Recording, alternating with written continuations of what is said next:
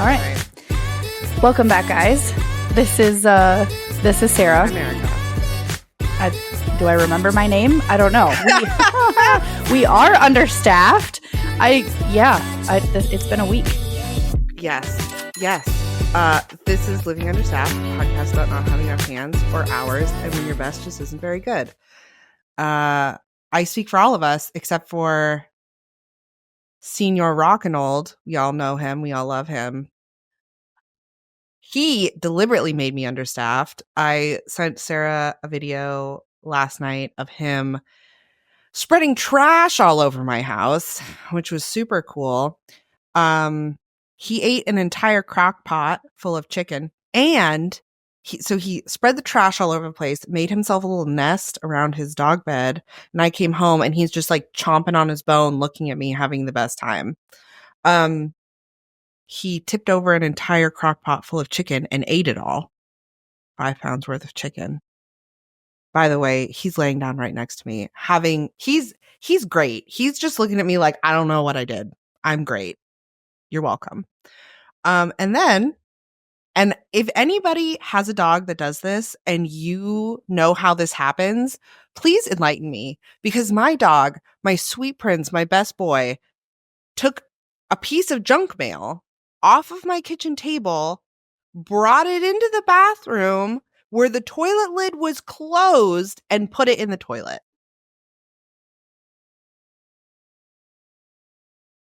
What? Yeah. Okay, so the mail was where? It was on the table? Yes. And it was in a pile. So he just took one piece, brought it to the bathroom, I know he knows how to like lift the lid up, and he put it in there. I just don't know. We refer to his brain as the gummy worms because there's no thoughts in there. It's just vibes. But at the same time, I'm like, what is going on? What? Did he put his paws up on the table and try to like paw at the other mail? Like, was there pieces on the floor at all? Nope. I know he knows how to get stuff off the table and the counter. He of does course that pretty regularly. But what I don't understand is why, like, I know he knows how to lift the lid up in the toilet because he drinks out of the toilet all the time because he's a gross dog. And I know he knows how to get stuff off the counter because he does it all the time because he's an asshole. But I don't like why, because usually if he takes something off the counter, it's because he wants to eat it or chew on it or whatever. No. Right. No. But why put it in the toilet? Exactly. First of all, what kind of spam mail was it? Was it like credit card offer? Was it? It was what kind of spam was my it? bank statement. Because I just look at it online. That's not spam, you jackass. It counts as junk mail to me. I'm not going to open it. I'm going to throw it in the recycling. You're so funny. Like, in my head, I'm like, oh, it's like Alaska Airlines offering you 30,000, airline miles. And Rocky was like, fuck the Alaska Airlines. Fuck this shit. No, it's your fucking bank statement. Yeah. No. Like, it all goes in the same pile. It could have been anything. I just don't like. My dog is a skinwalker. You will never change my mind. That was my next comment is like, he's absolutely a shapeshifter. Yes. And I don't understand him at all. He's actually just a werewolf, and he's just conned us into giving him the best life in the entire world. That's all. Yeah, he knows I'm talking about him. And he's a combat veteran. So he's also he's living a good life right now. I might That's let him hilarious. He's sitting here. What else is going on this week? Sorry, Rocky's just sitting here farting. I'm like, I might just let him out because I can't do this for an hour. just basic regular work stuff. One of my colleagues is she's out of the office. She's on maternity leave. Or she's like pre-maternity leave. So she's teleworking and she's sort of she's due in like 2 or 3 weeks. So we're like sort of transitioning her stuff over to me. So I'm doing the work of two people, Right. which is, I mean, it's necessary because somebody's got to do it, but it's just like, how's your spreadsheet working out to track all of her stuff too? Going well? Yeah. Of course it is. Although we got a new lieutenant. It's the best feeling ever. And he was like, "Oh, I have to." Sergeant, our detachment sergeant was like, "He's gonna do it," and I'm like, "Cool. Do you want my spreadsheet?" And he's like, "Oh yeah, that'd be great." And I was like, "Okay." And I was telling him all about my spreadsheet, and he's like, "I don't know. That sounds too smart for me." And I'm like, can you just appreciate my spreadsheet, please and thank you? Can you get on the same page though? Because I also need to be able to function. Yes. So please just enter the numbers in and send it to me. My goodness. Keep it up, please and thank you. That would be super. Sorry. How have you been understaffed? No, it's fine.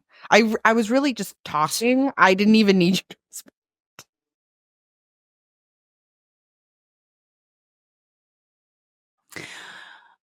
my week has been a little bananas. I kind of talked about it last week that we had a bunch of new students come in, and so the big group of students is like 10 different countries or 9 different countries, but then we had 3 more classes come in on top of it, and it's smaller classes. But just this week with in processing, which is the majority of like my department, we had 6 different in processing schedules. And it was like, okay, just for a single week. You know, next week is just as crazy, but like just for this week, it's 6 different schedules. We were a little physically understaffed, but also mentally understaffed because we also had 3 graduations and it was almost 30 students. So then, you know, all of the paperwork on the back end where it's like, you know, they're out processing stuff and their flights to go back to whatever home country they're from and like all of these like moving pieces, right? And so come because all 3 graduations were 1 on Thursday, 2 on Friday, and then all of the in processing schedules, plus it was the, you know, the holiday Monday or whatever. So I'm like, okay, it's a short week. It's 6 different schedules.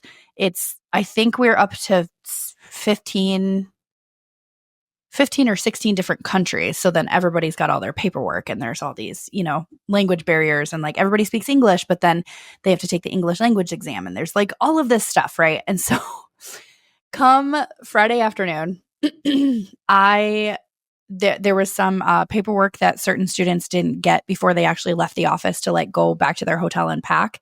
And so I was like, don't worry about it. I literally have to drive by your hotel to go to my own home. So I'm like, I'll swing by the hotel. I'll drop this paperwork off to you and then, you know, see you later. Like that'll be it, you know? And so I go to one hotel, I drop off paperwork for 4 different students, forgetting that one of them was still at that hotel. Totally forgetting him, going over to the apartments and was dropped off another packet of paperwork to this other student. And then I started driving home. The one student from that first hotel texts me and he's like, hey, just letting you know, I'm in this, you know, I'm at the hotel. And I'm like, oh God, okay, all right. So I got to turn around and go back to drop his off. Well, then I wasn't like feeling the greatest because it was also a super long day and super overwhelming. I wasn't feeling the greatest. So I was like, I'm just going to go home. So I get home. It's like maybe 6. I was like, I'm going to take a nap. It's Friday afternoon. I don't have to work tomorrow. Like, I'm going to take a fucking nap. I slept from 6:30 to 12:30 a.m. 6 hours, which is a lot of sleep for me in general. I was awake all fucking night. All night. And I just like watched Netflix and played games on my phone, hoping that I would like get tired and like fall asleep again because it's nighttime. Nope. Wide the fuck awake. So I'm like, all right. So yesterday I was all, like trying to catch up and like, okay, I'm going to take a midday nap. Nope. I ended up being so fucking busy that like I didn't even come back to the house. I was gone from like 8 in the morning and I got home after having margaritas with my girlfriend Viola, and we closed the place down. So then I come home and I'm like, all right, I'm so tired. And then I was awake this morning for recording at like 6. And I'm like, my body is understaffed. Like I need sleep, body, brain. I need you to shut down every now and then so I can like recharge. No, my body said fuck you. So here we are. We're here. We're recording, and I magically put a brush through my hair and I put some makeup on, and that's where I'm at. Yeah. And as far as podcast stuff, after this episode, I'm 3 weeks behind in editing. So it's fine. We're fine. We're totally fine. Oh, Yeah. yeah. Fine. I even told Erika, I told Erika earlier this week that I was like, I have a plan. Wednesday, I'm going to get this episode done. And then Thursday and Friday, I'm going to get this episode done. And then this weekend, we'll record again and I'll have that done by like middle of next week. I don't even have that first episode all the way done. So I'm like, Yeah. it's fine. Oh, yeah. We might have a week here and there that we just put a recording out that says we've been understaffed. Have a great life. Like, sorry. Yeah. I do the same thing because I dance 3 nights a week. I know I say that every time, Yep. but like I don't think people realize It's a lot. it is a It's lot. a lot. And also, I have therapy on Mondays, so I get home and I'm like, I just had my feelings Mentally hurt. cannot. Um, Over and over and over. But and we recommend therapy for everyone. yes, Just so you know. do it. Yeah, it hurts so good. And then I have 2 weeknights off a week where I do things, and I have other like research. Like I'm like, oh, I'm going to do all of this research for all of the, because it takes me, depending on the project, it can take me a long time to do the amount of research that I want to do, or just like reading, because I read a lot of like feminist nonfiction books, but you have to read those books, and it can take like, you're not going to put all that stuff in the episode, but like it just sort of feeds my overall like understanding. And also I I build resumes for people sometimes. So if I'm doing that, or like I'm looking at somebody's resume or whatever, like I also have that, like I just, not to mention my dog, who is a menace. And it's just like, there have definitely been times fucking where I've come Rocky. home. I just can't with him. Dude, I've come home and he's like made a mess, and I'm like, I'm gonna deal with this tomorrow. Like, it's like I get home and it's 9:00 And at it's night. okay to do that. Yeah, no, for sure. Like that chewed up piece of Tupperware will be there in the morning. Yes, it will. And that piece of trash mail doesn't need to be pulled out of the toilet right away. I can't believe he did that. I'm legitimately, that's bizarre. That's very bizarre behavior. Yes. What is going on in that big dumb noodle of his? Well, while we're still cognizant of what's going on today, because like my brain is just not. What is today's episode about? Oh, we are talking about compliments, specifically taking a compliment and then some bad compliments, and how it sort of feeds into like dating and just like being a person. And when people are like, wow, you're good at this, and you're like, ew. Stop. Yeah. Disgusting. And also, as usual, we did all of our research this morning because that's the type of people that we are. But we're also perfectionists. So did we do a ton of like academic research? Of course we did. Fact. And I will say, like on the understaffed level and like, you know, getting our shit together enough to at least meet weekly to like record, and we still talk business and we still talk personal stuff and whatever. Whoever has my little understaffed voodoo doll, I need you to like give it a little smack on the ass and kiss her on the forehead, because I need that too. Like, Maybe a little back massage. That would be super too. You know, that would be super too. Maybe make her sleep on a regular basis. That would be top. At the same time, every day. Right. I feel like that's asking too much at this point. Too much. I don't even know what that would feel like. Hello, this is Rue and Willow with the Oh, Fuck Yeah, with Rue and Willow podcast. I'm excited you're here again. Always, I'm excited you're here. When I come to my podcast, we talk about sex. We talk about sexuality. We talk about better sex, erotica, all kinds of yummy stuff related to sex and sexuality. Get entertained, improve your intimacy, and get advice to harness your empowerment. You have the tools right in you. Just get the advice. Listen to my interviews on Fridays with experts, doctors, professors, personalities, people who are free and open and have great things to say. And on Tuesdays, I have erotic fiction. Find me on all the podcast apps. Come today. Don't forget to come today. Enjoy your body. Give yourself that amazing experience of orgasm where you can imagine how wonderful that will feel. All of those amazing hormones flooding your body, making you feel exhilarated, amazing, incredible, like never before. Reach for it, take it, baby. Make yourself come today. You have an amazing day. Love ya.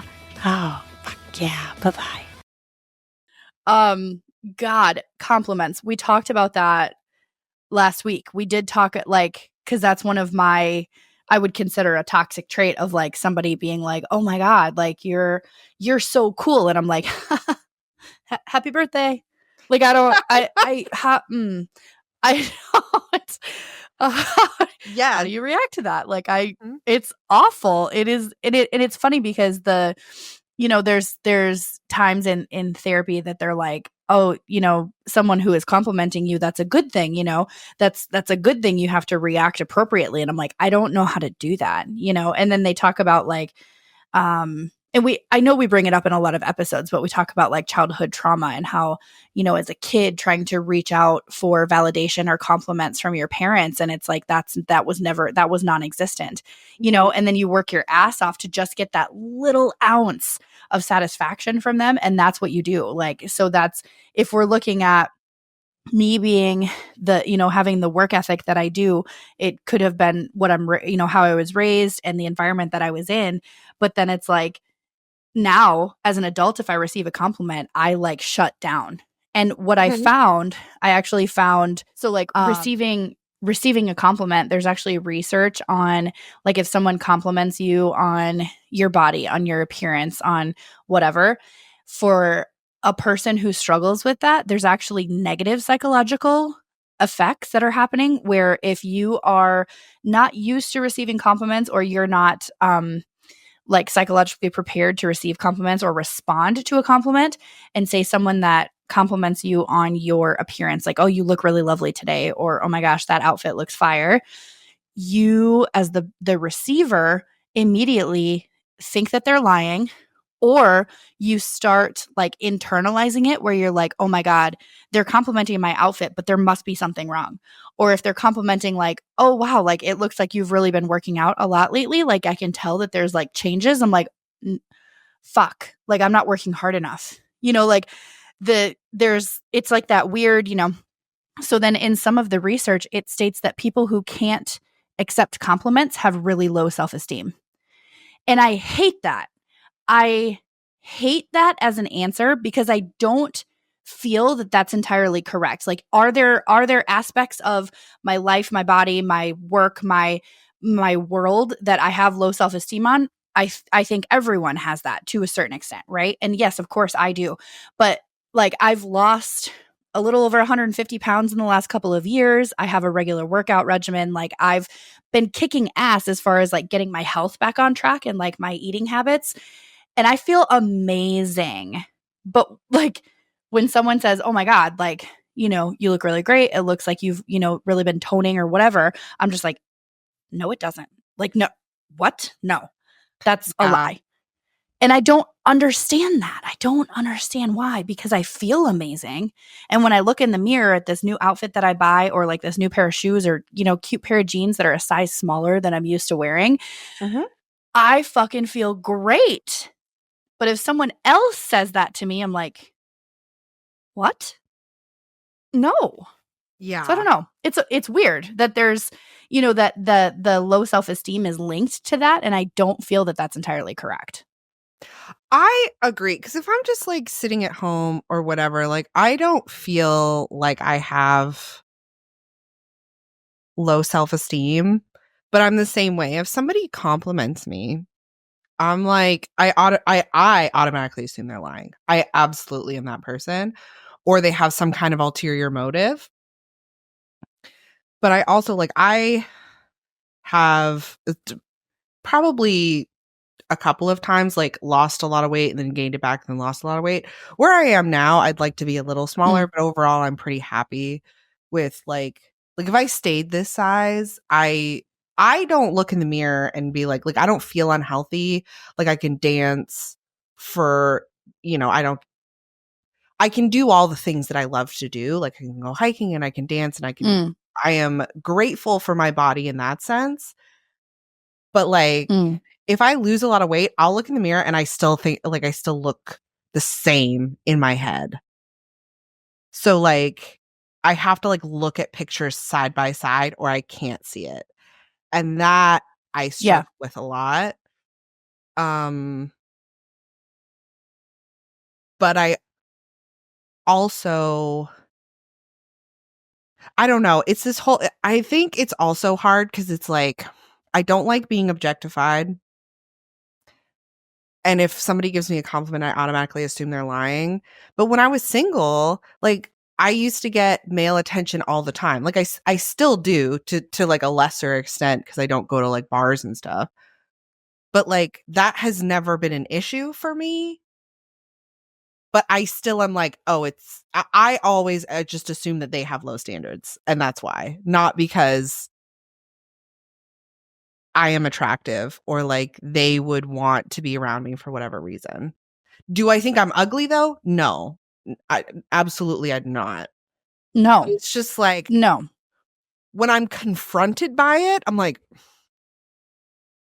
why are you saying that? Yeah. So I'm always like, tell me something. And it's specific. not. You can just be like, you're hot. You have to be like, the way that this one curl does this thing, I like that. I'm like, okay. You have to like prove it. Well, and like, okay, I losing a bunch of weight, right? Like I absolutely know the feeling of like when people at your job or people in your like personal circle are saying like, girl, I can see it. I can see it. And then I look in the mirror and I'm like, I see nothing. Like I don't see any changes. But I look at myself, every single day getting ready for work. And like, I don't see those minimal changes. But for people who, maybe they only see me once a week or they see me once a month, they're like, holy shit, there's a change. Right. Mm-hmm. But what I've found too is like, we've talked about this on previous episodes, but like I have a large behind. And so I like, doing squats and working on glutes and working on lower back and like trying to like actually target specific muscles in different areas. I, I fill a pair of jeans pretty fucking well. And so when someone compliments that, like I know that that is an absolute fact because it's been that way since I was like 13. Like I've always filled out a pair of jeans, but like when someone is like, oh my God, like you're I can, I'm starting to see your collarbone a little bit more, and like you're wearing outfits that are like complementing your waist a little bit more. And I'm like, why are you saying that? Like, what? Mhm. And like in my head, I look in the mirror before I leave and I'm like, yeah, girl, get it. But then I get to work. And it's not that I'm like waiting for people to see me. That's not it at all, because I have a job to do and I like my job and I'm comfortable. It's my own little like atmosphere in there. It's weird to be between a rock and a hard spot, because how do you appropriately respond to that without also being so cocky and confident in yourself and you Mhm. sound like a jackass? Like, Yeah. I don't understand how that Yeah. works. Yeah. So another article that I read was that it said that this is from the Harvard Business Review. It says, in a study of more than 400 people conducted in Boston a few years ago, nearly 70% of people associated feelings of embarrassment or discomfort with recognition or receiving a compliment. So, like, it's a bit, what it goes on to say is it would be easier to attribute our discomfort with praise to low self esteem. However, it's a bit more complicated than that.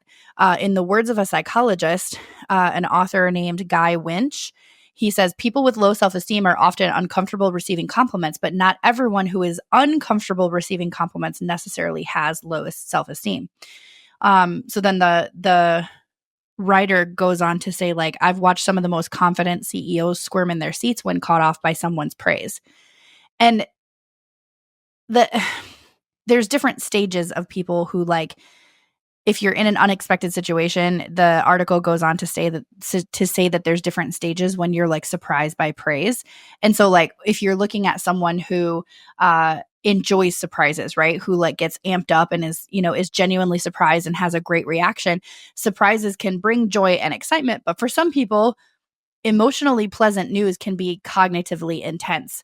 So it's like how your brain reacts to, a birthday surprise is obviously going to be different than someone being like, girl, you look fire. It's going to be different. It's considered an intense emotional experience. So it can be uncomfortable or destabilizing is what this says. So deflecting others' praise by quickly blurting out one of the awkward responses that we've talked about several times, it may be our unconscious way of trying to regain control in what feels like an emotionally vulnerable situation, which all like fully resonates with me, fully relatable, got it, understood. And a lot of times when this particular compliment or this particular article, I'll link in the show notes, but it's like, it talks about different responses. So in the stages of being surprised by this intense, compliment or praise from someone you work with or someone that's in your personal circle, there's the sarcastic answer. There's the, oh, it was a team effort answer. There's the, like, oh, well, sometimes I get the job done, like whatever. Or, we talked about, someone being like, oh, you look fantastic. And I'm like, happy birthday, Merry Christmas, Mhm. like, cool. So I can kind of see that, where for me, it's absolute sarcasm is the response every time, where I'm like, uh okay, but that's my way of like taking control over my own emotions to just like reel me back in, because my Mhm. brain does get caught off by that. And that all kind of like circles back to childhood trauma and like Mhm. needing that validation from someone in my life. And now I don't know how to handle that all the time. Yeah. For me, it's absolutely like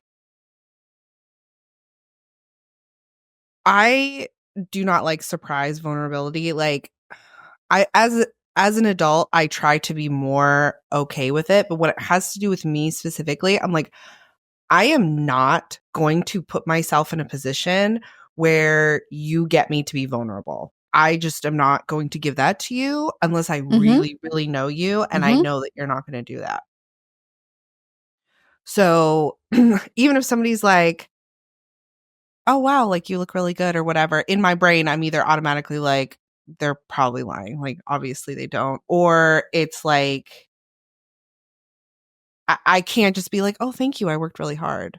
Because I'm like, I'm not letting you that I worked hard on that. Like, I'm not telling you I'm not giving you anything, which is a problem. And it's absolutely left over from when I was like 15.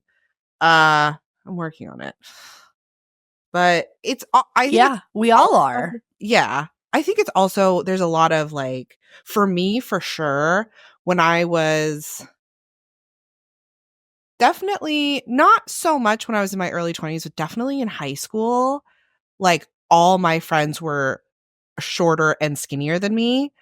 And like definitely when I turned like 21, 20, 21, and then 20, like right before I moved to Washington, my best friend was like 100 pounds and she was adorable.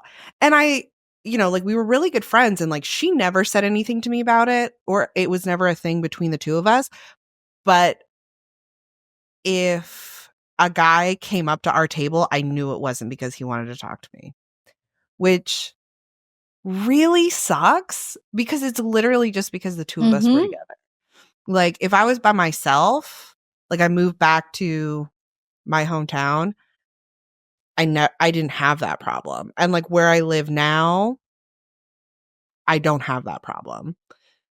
So I don't think, I think it was definitely just like a comparison thing, and more on my part, I think too. Like, cause even,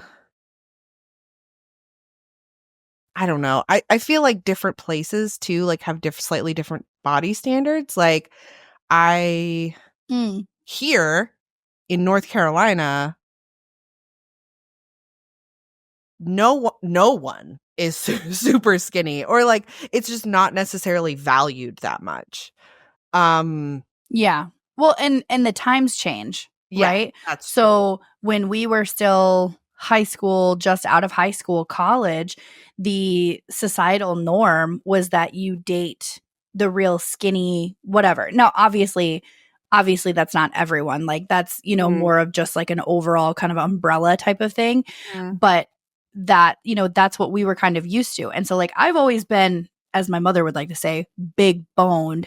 And like, first of all, I fucking hate that phrase, but like I've always been, big boned. I've never been the skinny girl. Now, if I look at myself in high school now, I'm like, girl, shut up. Like you're an asshole to yourself. Like you stop. But Same. I look at myself now and like definitely plus size and definitely curvy and definitely like doing my own thing. But there is fact to having more self-esteem now in my 30s than I did as a teenager, 100%.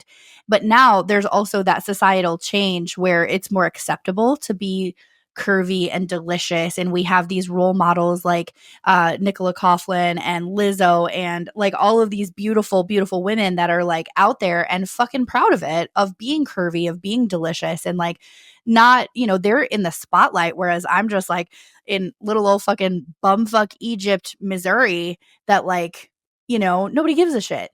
So like the confidence level is different too when it comes to like the life experiences that you have over time and the environment that you are exposed to, but also like I think it's hard for some people to admit, but like there's so many societal influences when it comes to like movie stars and big music artists and all of these things, that like a lot of that stuff trickles down into, the average everyday Missouri small farm town, especially even like where I grew up in Iowa. When I go home, and this is a little, this is on a cocky level. When I go home, which is rare these days, but when I go home, people are actually stopping me to be like, "Oh my God, who are you?" And I'm like, "I'm fucking from here. Calm down." And it's obviously it's not like that, but like if I go out to the bar, people are coming up to me that I knew in high school that we never interacted because I was not on their fucking level. And I'm like, get out of here. Okay. Yeah. So I enjoy the dynamic difference because it's almost like a power play for me when I go home, because I'm like, I know I look good, but then in those situations, if I'm complimented, I'm like, I know. But in my everyday environment, that is like where I live and what I'm doing and whatever, I can't. Yeah. It's not fucking possible for me to take a compliment like that. I don't know. I don't get it. I'm sure there's some kind of psychological reason, but I'm like you. Like if I'm in my hometown, I don't live there anymore. I don't go there that often, so it's almost like there's no social consequences to however I am. Or like when I travel, I can be whatever version of myself I want to be because I'm never going to go there again. Yes. And that's part of why I like to do it so much, I think. I can go and I can dress however I want. I can change my style or whatever, which I usually don't because now at 34, the way that I dress is the way I always wanted to. I just never did for a lot of reasons. Yeah. Mostly because, let's be Yeah. Yeah. honest, Yeah. until like 5 years ago, the variety of plus size clothing was trash. Like we had Lane Bryant and Torrid, and they were like, "Oh, you don't Yes. like mom jeans and lime green pantsuits and Disney characters on every single t-shirt?" Lime green pantsuits. You're not wrong. You are not wrong. And also Also, Torrid can we get rid of the was cold shoulder, much please? more of like, first of all, fuck you. No, the ones where the hole cut out. We don't need it anymore. Oh Rip yes. off the No. shoulder? No. Fantastic. Love that. It does not we don't need those anymore. Also like Torrid at the time, 5-10 years ago, even when we were in high school, Torrid was like all heavy punk rock. And do not get me wrong, that is a vibe that I absolutely love. And I have several pieces like that in my fucking wardrobe. But also, I want the cute pantsuit and the nice blazer that goes with a good pair of jeans. And I want the nice pair of jeans that isn't just a whole bunch of holes. I mean, do I have jeans with holes in them? Of course I do. But like now they're branching out. Thank you. Thank you so much. Yeah. And on a ranty level, because we do this on a ranty level, can we also lower the price of plus size clothing? Yeah. Can we talk about that? Yeah. Because in general, when go ahead. Finish your rant. I have another one. In general, when you look at like Walmart and like me, I like baggy sweatshirts. Baggy fucking sweatshirts are what I want to live in for the rest of my life. Like this fucking top, I think is like a 3X or a 4X, and I fucking love it because it just like hangs. It's beautiful. But this top at Walmart, something similar, is easily $6 to $12 more than just a regular large, medium, small. And I fucking hate that. First of all, that's one of those like self-esteem things that I'm like, oh, to be a chubby kid, I also have to make more money in order to have clothes that fit. Cool. Thank you for that. I fucking hate that. Yeah. I think Maurice's, I'm going to call them out. Don't feel bad. Also, I haven't been into Maurice's since I left Missouri.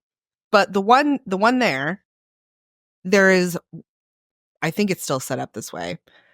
One half of the store, it's like probably 2/3 is like the regular sizes, and then there's the plus size is on like one wall. They will have the exact same shirt on the regular size and the plus size one is more money. And I'm like, it's not even they're similar. They are the same. So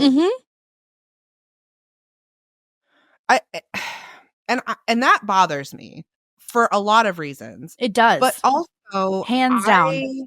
Went from I think the largest I ever was like a 2X, almost 3X. Like I was like a size 20 and I went down to a size 16 and I was on the cusp of like 14, 16. The difference between, I probably lost 50 pounds and I went down one size. Like the difference between 2X and 1X is like you have to lose a lot of weight. And then the difference between like extra large and large, not a very big difference at all. It's just so much easier No. to find clothes that fit you really well because the difference in sizes is so much smaller. And also, I'm getting ranty, but also they don't change the pattern either. Like once you get to a bigger size, you have to actually change the pattern of the garment or it doesn't have the same integrity. So a lot of cheaper brands don't do that. And that's not even bringing up the variety that we still don't have or the quality that we still don't have. Like how many stores do you like, I'm like, oh my God, it's so cute. And the largest size they have is a larger and extra large. And their pants end at like 16, which is good. Barely. And that's not even all the time. And that's not even talking about the price. That's not even talking about the price differences. Or stores that they go up to a size 24 online, but they only carry up to a size 12 in store or 16 in store or whatever. Like, yeah. And then you have to deal with the shipping issue. So then you have to pay extra for shipping unless you buy X amount of dollars worth and you get free shipping, which is a fucking scam in and of itself. So then you pay extra for shipping to get there. And let's talk about, I'm going to say half the time, they ship the wrong fucking items. And then you have to pay more money to ship that shit back or more time out of the understaffed life that we live to get return shipping documents from the company after you sit on hold for 3.5 fucking hours with customer service just for them to be like, oh, are you sure you don't want those items too? No, bitch, it's 3 sizes too small. What do you want from me? Yes. Like, I also have wide feet, and let me tell you how difficult it is to find cute shoes that fit. Oh my God. We can't. I am so glad that, because I've always worn Converse. They always fit. And same with Vans. I have a pair of Vans, I have a pair of Converse. I'm so glad that those are back in style because I can wear them all the time. I have a couple pairs of heels, but it's hard to find them because they're just like, they're not comfortable. Like boots are a little bit easier, especially if they're made out of like leather or something because they'll like stretch. But like a regular black pair of heels, I have one pair and they look like they are the least sexy pair of heels you've ever seen. Like, yeah, agreed. Can we can we also, this is, yes, the price, I can't even like fucking talk about the price of it, but also if we're talking about calves, like I have a wide foot also, but I can't find a good pair of boots to save my fucking life unless they're stretchy and you have to pay more money for that. Yep. Great. And love that for me. Not. Like they're not cute. Yes. Yeah, they're not cute. Ugh. And they're more expensive and they're not made out of leather. They're made of like the cheapest pleather ever. So they last like one season and you still have to pay $150 for them. Like, rude. Fact. Yeah. I will say, on a positive note, ASOS, which I know you're not supposed to buy from them because they're like Shein and Temu and all of that.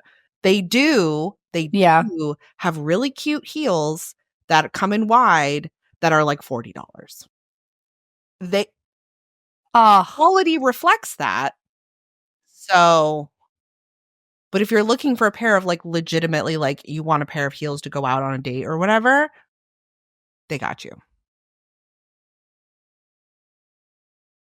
Man. The struggle is real. We are going to have to change topics. Yes. What? I just said my blood pressure is so high. I did look up some bad compliments and I've gotten some too. So I'll share some of them. But also ones that I read online where I'm just like, ugh. One of them, I've gotten this one a lot. I think all women have, from both women and men. You look so good for your age. Excuse me? Don't Don't Apparently, ever say that to me. right? Ever. And this was when I just turned 30. I was like, in my head, I'm like, I didn't realize that when you turn 30, you all of a sudden turn into a sea hag. Like, what? I mean, there's a piece of me that at 30, I wanted to turn into a sea hag because some people in the world just fucking suck. That's true. So let's get that fucking real. Let me become a siren so I can lure men to their death. Fact. Yes, that one I hate.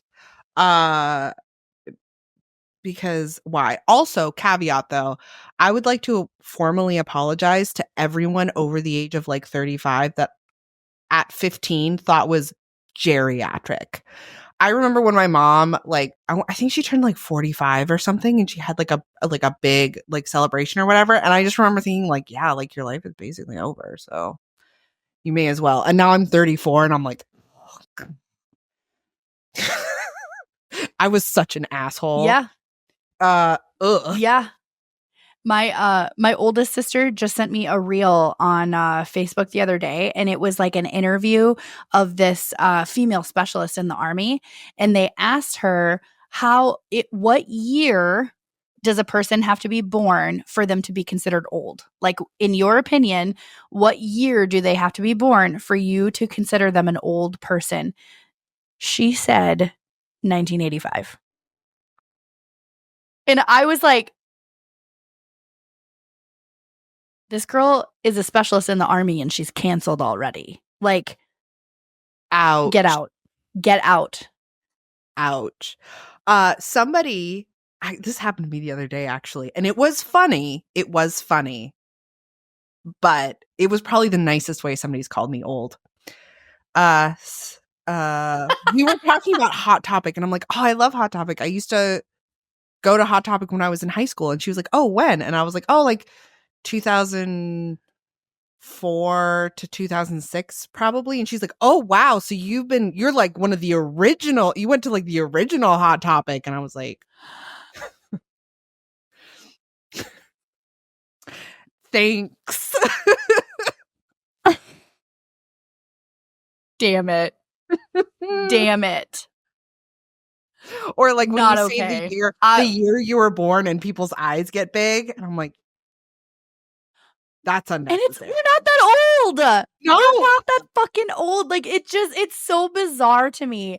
I see reels all the time where it says, like, if you wake up in the morning and you have to crack your back and twist 6 different ways to Sunday before you can even like go to the bathroom in the morning, you know, we apologize. Here's a bottle of ibuprofen. And I'm like, fuck off.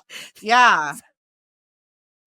Eat a dick, dude. Like, that's awful. But also, thank you for the bottle of ibuprofen because I need some. Yes. Oh. Yes. We're doing our best. Leave Rude. us alone. Yes. Okay, tell me more of these compliments, because now my blood pressure is just yuck. Right. This is another one that I have gotten personally. I was dating this guy. Also, in my defense, I was like 20. Okay. I'm dating this guy. Okay. He's on the phone with his friend, and I'm eavesdropping because obviously I am. And he's describing me. Yeah. And he describes me as kind of big, but not bad.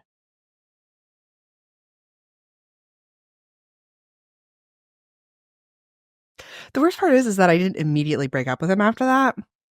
I did eventually, obviously.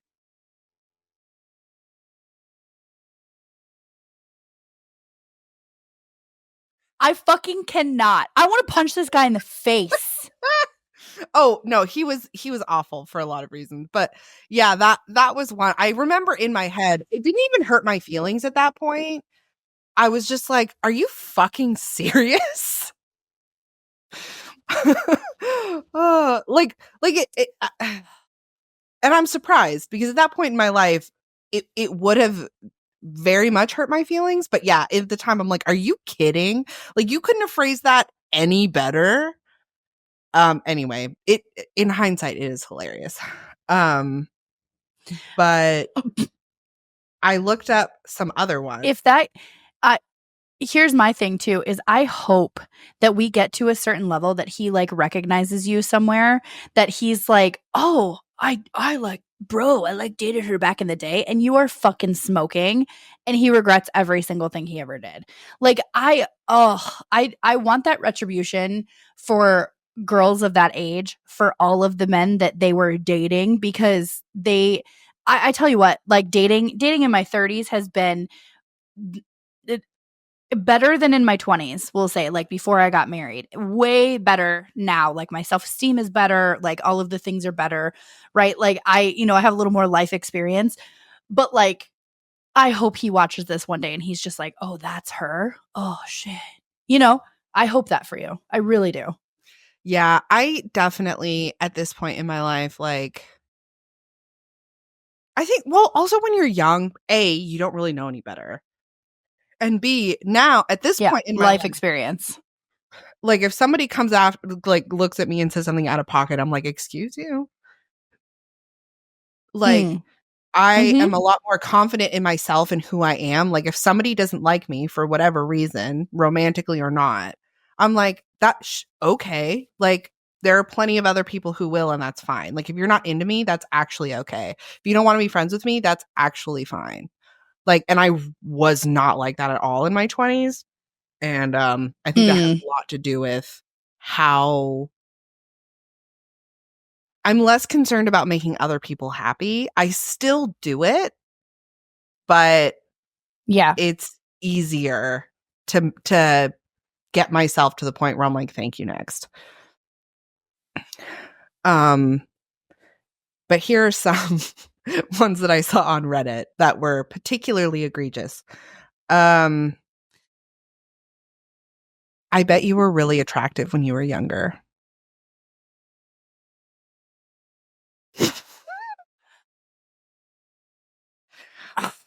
Right?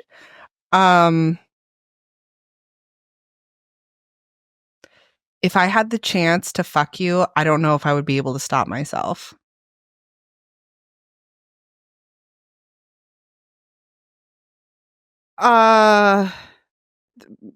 Gross. Gross. I'm like, ooh, that's actually illegal, sir. Please don't.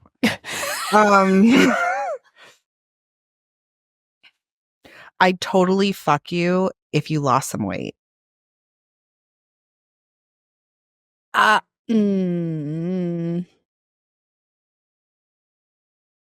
a guy said that to me, gross. I would roast him. At this point, 20-year-old Here's the thing. would have been. Here's the thing. Yes. Me as a person now, I'm like, excuse me, look at your receding hairline. Excuse me. Like, when was the last time you changed that shirt? There's a fucking stain on it. Like, probably from yesterday's food. Like, no. I really admire the fact that I have come across back from approaching women. I have come across dating profiles where they're like, I'm not into fat bitches. If you're quote unquote plus size or if you're quote unquote curvy, I don't want it. Swipe left. And it's like, you're a tool. You are a tool. And again, you can just swipe left. Yeah, you don't have to say that at all. Right. And the number of times, right? Like, I think I see it more on men's profiles, but where it's like, if you're going to catfish me, don't fucking waste my time. And it's like, do you know how many times I have been catfished by men? And women aren't out here like, if you're going to catfish me, don't waste my fucking time. That should just be a fucking standard. If okay. Blood pressure through the roof. I'm starting to get pit stains. Keep going. I absolutely have no faith in men telling the truth about how tall they are. I do not believe that they're being honest. Hands down, that is the truest thing we have ever said on this podcast. Oh my God. All right. All right. Keep going. I just get this thing where it's like, how tall are you? I'm almost 6 foot. He's 5'8". Wow. He's 5'8" minimum. It's like, technically you're right. Technically That's true. He did tell the truth. He did tell the truth. He's closer to 6 foot than he is 5 foot. Yeah. Yeah. Yes. Yeah. And again, like we're going to find out anyway. And if you lie to us right off the bat, your personality is not going to win. It's no, not at all. Not at all. This one I gave me chills, and I want to bring it up because I'm like, this person actually said this out loud. My landlord told me that he fantasized about hiding in my apartment and ambushing me when I came in when I got home. She's like, he had a key. I moved out the next week. I was like, ew.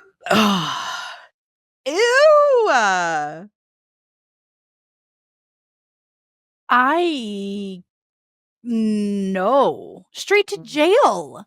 Like a legitimate straight to jail. Absolutely not. Yes. Like, why would you say that out loud? What? I also caveat, this isn't necessarily a compliment, but I definitely remember like receiving bad compliments or like men saying things where I'm like, why did you feel like you needed to say that out loud? Like there's one time I remember specifically, and I haven't been to a bar.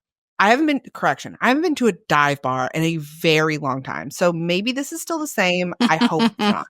Because this was like 15 years ago. I'm at a bar and this guy is like, hey girl. And I'm like, I'm actually fine. I have a boyfriend. He's right there. See that guy right there? That's him. I'm good. And he's like, no, come with me. And I was like, no. And he was like begging me to go home with him, which is unattractive anyway. And I was like, no. Also, caveat, why do you want to have sex with someone that doesn't want to have sex with you? I don't understand that. But anyway, going back to my story. My then boyfriend, now husband, comes back. He comes in and he's like, hey man, like, what's the problem? And he's like, oh, I didn't realize that she belonged to you. First of all,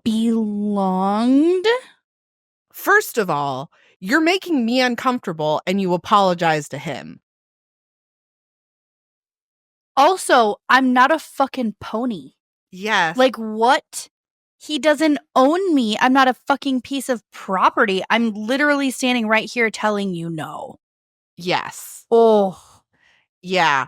And me saying no, one of my friends, she actually was like, she used to be like, no, I have a boyfriend, even if she didn't. And she stopped. She was like, no, whether she had a boyfriend or not, because she was like, I'm not using that as an excuse. Whether or not I have a boyfriend has nothing to do. I am making that choice. My reasons are not your business. Correct. Yeah. But it's a double-edged sword too, because like I used to bartend when I lived in Houston and also Alaska. The number of people, even if because I wasn't engaged or anything, but the number of times that I felt the need to wear a wedding ring, a fake ring on my wedding finger to be like, I need you to stay the fuck away from me. The majority, the answer is the majority, you know? And I was single, Texas and Alaska for most of Alaska. And like, no, the men, not all men, I get it, not all men, but men can be really fucking disgusting. On top of that, and this is an Alaska thing, in my opinion, because before Missouri, Alaska was the last place that I was dating. The number of soldiers that you would come into contact with that would say, oh, I jump out of helicopters for a living. No, you don't. Like, some of them, yes. Yes, some of them do. All of them, the number of, and I'm going to say boys in that bar in a weekend that all of them were like, I jump out of helicopters. Bitch, no, you don't. And now, granted, at the time, I didn't know as much about the military, but I have a brother who's in a unit that works with helicopters. So, like, I knew a little bit, you know, and I know more now. And so if somebody says that to me, I'm like, oh, what unit are you in? Because I know, you know, like, idiots. Yes. And okay, this is going to sound brutal, but when you're just trying to smash, right? You're just trying to bang, you're just trying to get somebody in the sack, whatever fucking analogy you want to use for it. You're going to lie. You're going to lie about whatever it is. You're going to lie about your height. You're going to lie about how fucking big you are. You're going to lie about how skinny you are. Like, you're going to lie because you're just trying to fucking, there's an end game to that, right? That there's a goal in that sense. But like me in the current dating world, that's not what I'm looking for anymore. And still, the number of people that, like, if you're open and you're like transparent about like, I'm looking for something long term, and the number of people that are like, yeah, okay, but do you still want to, like, you know, Netflix and chill? No, gross. Yeah. Gross. Also, that's 1,000% why I will not say that again. I said I can handle that myself. For real. That is also hands down the reason why I will not date a trucker. The number of people that I have matched with that are truck drivers that are like, oh, come see you when I'm in your city. Okay, so if they're doing that here, they're doing that in every fucking city that they roll through, right? And on a probably too personal level, my father was a truck driver and he was a cheater.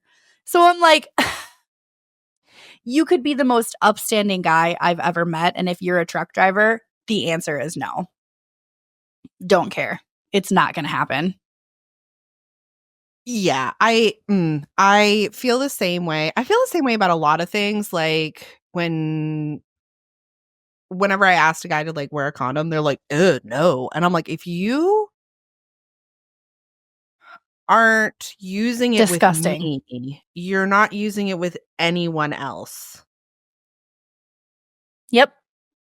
No, thank you. Also, we will save this Please topic get for a out. different pod. But that question is not just about that. There's a whole lot of other things that goes into it. But yeah, it's like, what again, it goes back to like, why do you want to have sex with somebody who doesn't want to have sex with you?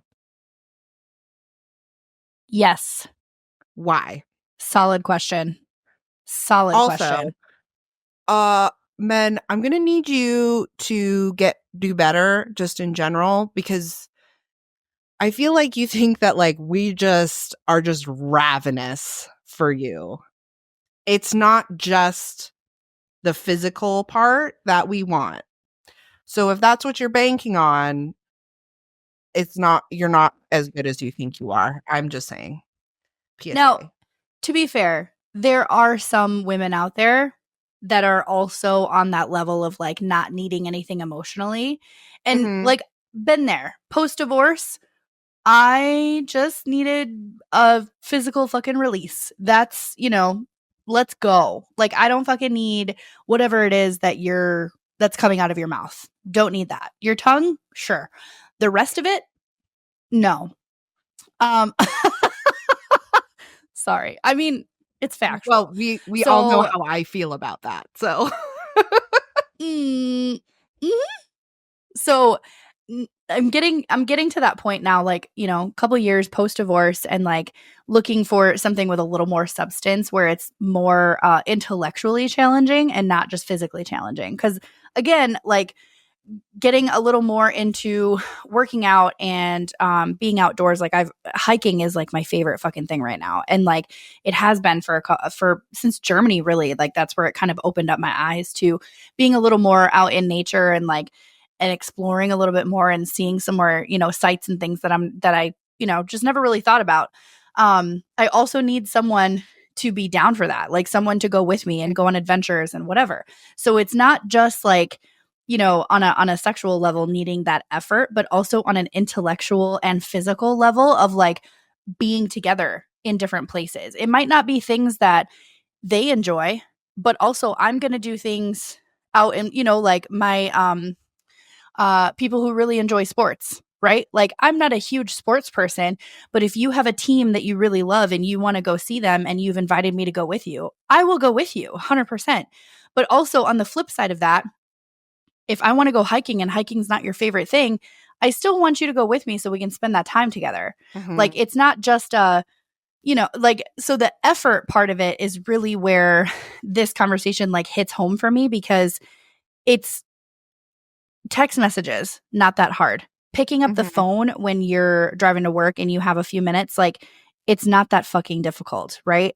Now, granted, going hiking or, traveling or whatever, obviously that's a little more effort. It's a little more time consuming, but like there's more to it than just fucking let's go back to your house and smash. Like it's, there has to be more. There has to be. And if that person's not willing to get on that level, then deuces. See ya. Yeah. Have a great life. And so definitely when I was single, I very much was like, I needed to be validated. Like I needed to be validated as a person. So I definitely wanted more, even if it was just like a one-time thing and I knew it was going to be a one-time thing, or I knew it wasn't going to turn into anything else. I still needed some Absolutely. kind of like not necessarily like boyfriend stuff or whatever, but which I don't like. I don't like that. Like certain people have this is what I want for the whole experience to work for me. And if you don't want to do that, that's fine. Just say that. But for me, it's like I think the best analogy that I've ever heard for it is like when you go out to dinner, the experience starts when you get in the car. Right? And for Yeah. me, it's like that. So even if I Yes. never go back to that restaurant again, I still want the whole experience to be good. I still don't want to feel like I was tricked or lied to, or like, I still want to feel like you genuinely enjoy me as a person, other than just wanting to have sex with me. And that does not mean we have to be in a relationship. It doesn't mean that we have to have sex ever again. It doesn't mean that we have to stay in touch and you have to text me all the time. It doesn't mean any of those things. It just means that you treat me with respect. And I Yes. get enough of what I need so that, when we do have sex or whatever, like I have a good time and I don't feel like gross and shitty after. But that's just me. Other people feel differently about that. And like, Yeah. you should just be able to like articulate, like, I guess it's like, I don't feel like I should have to justify why I want those things. I should just be able to be like, this is how I feel about it. This is what I want. This is how I feel comfortable doing it. And if you feel differently, like that's great. But I feel like that just gets lost. Like they're like, I don't understand. Like you either want a relationship or you don't, and it's just so much more complicated than that. Right. Well, and I mean, we can kind of end the episode with, at the end of the day, if you are able to clearly state your boundaries and your requirements for whatever social situation it is, if it's sex or if it's dinner or if it's a date or if it's going hiking or if it's any of those things, and you can say, these are the things that I need from you. And if you can't provide those, then great. We're having this conversation. We're fucking adults. And this is the end of it. If you can't provide those things, then I'm not going to force it, because if this is what it is on before even day one, then why are you forcing it? Now, on the flip side of that, there's always a give and take, right? Like there are compromises to be made, and there are pieces of effort that if that person says, well, that's not something that I'm interested in right now, but like I want to get to know you and I want to see what this looks like. Okay, there's a fucking conversation to be had. But if you initially have some boundaries or have some requirements for what it is that you're looking for or the things that you want. Like, I know for me, there's specific things that I'm like, you know, like the either this is a deal breaker or this is like an absolute like green flag, love that for me, right? But if you're not communicating or articulating on those topics or those ideals that you want for your future, then it's going to be a little more difficult to find someone to spend the time with, to get to know them, to figure out if that's someone who's compatible for you. And like that's one thing, like Erika and I have had a lot of conversations just like with me in the dating world in general of like, okay, so I met this person and like, you know, there's these things, there's these details. And I'm like, and she is the, it hurts my feelings, but she is the first person to be like, okay, so what I'm hearing is you actually hate this and you don't want to like continue on with this person. And I'm like, well, and she's like, no. Rewind what you said. You actually fucking hate that. And you're just, you know, so you're being an asshole to yourself. And I'm like, thank you. I'm going to cry when we get off the phone, but it's fine. You know, like it's.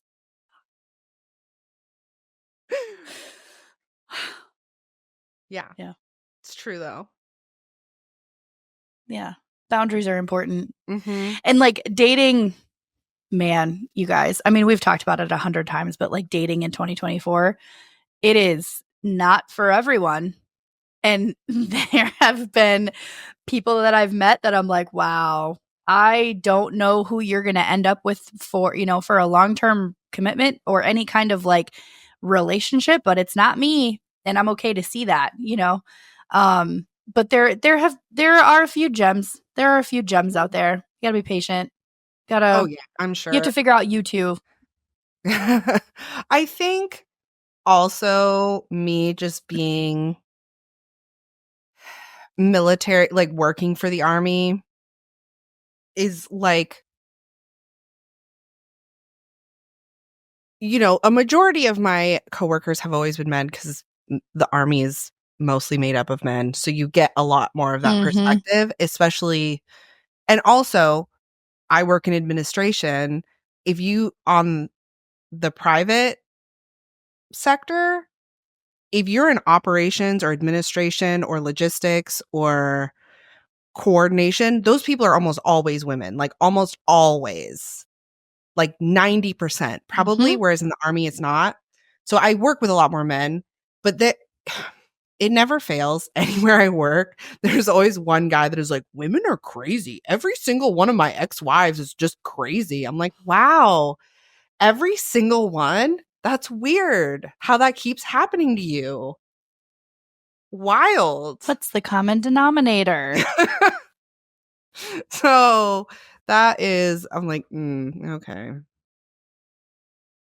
And there, caveat, there are women that are like that too, where they're like, all men are trash. And I'm like, okay, girl. Agreed. There are people that I've met that surround the military that are like, all MPs are trash. And it's like,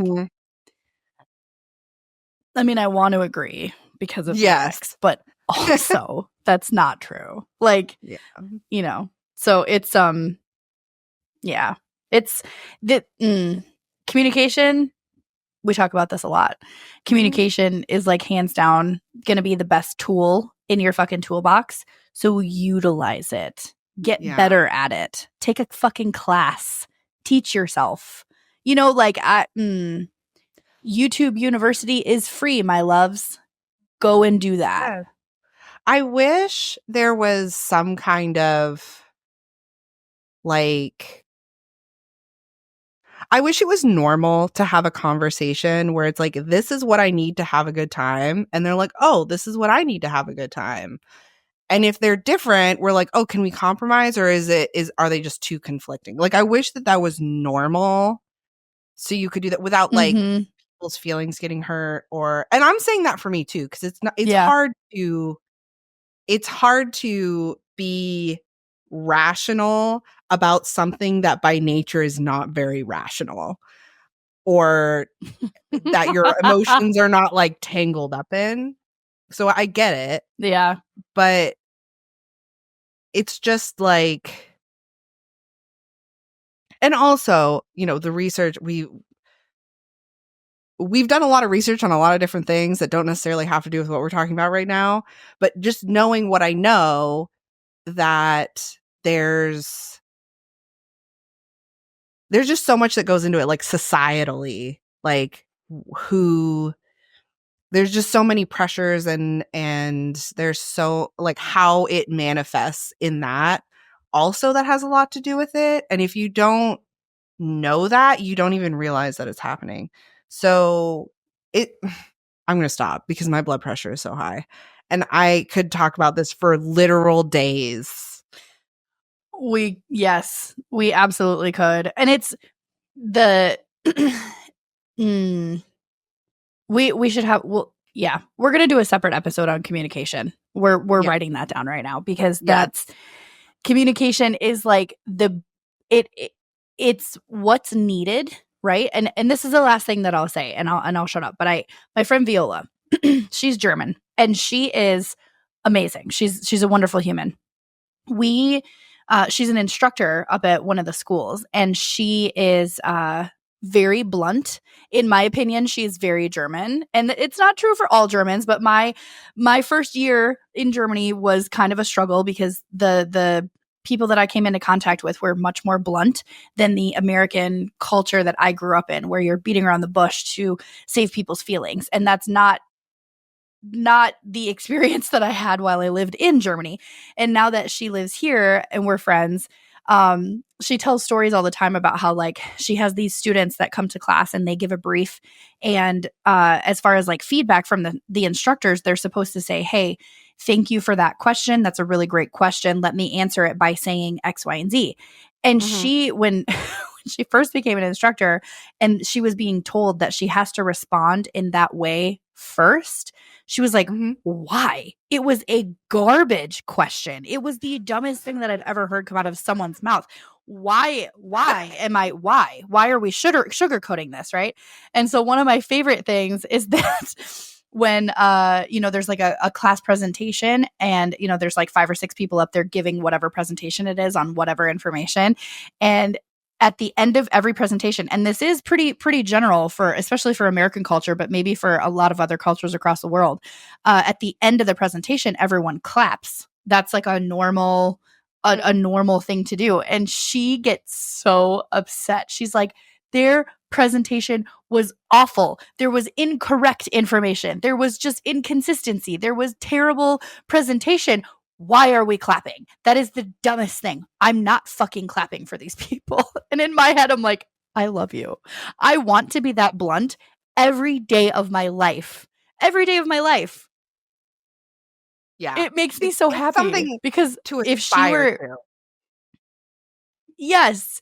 And if, like, when she tells that story, like, we even talked about it last night at Margaritas, like, when she's talking about it, her face just gradually gets red, and her blood pressure, you can just visually see, is going through the fucking roof. And I just sit there and I'm like, you're so cute. Like, you're adorable. Oh, Yes.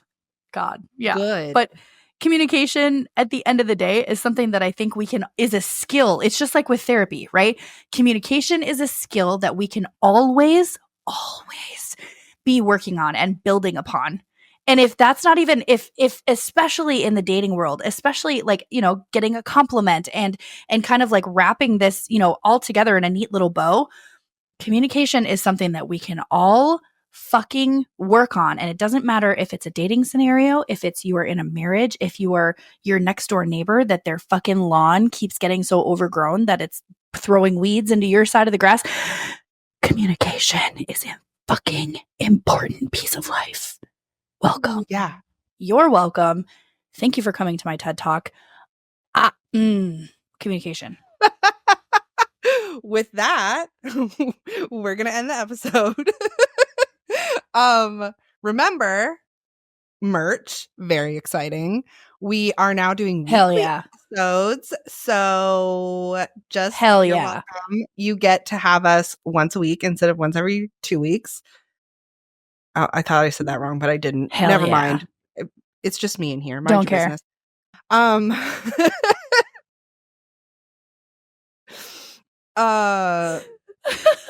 Remember to Book like club. and subscribe. Book club. book club. We have a book club and our Discord. And it's going to be, we're going to talk about our book club on the Discord. All of the information about that is going to be on our Instagram and all the other socials, like literally everywhere. And we really look forward to seeing you. Like and subscribe. Send this to somebody that you'll think will like it. Because we're hilarious. You're welcome. Without you, we would be potting into the void. See you next week. Love you, bye. Love you, bye. I feel like my outros are getting more and more unhinged, and I'm fine with it.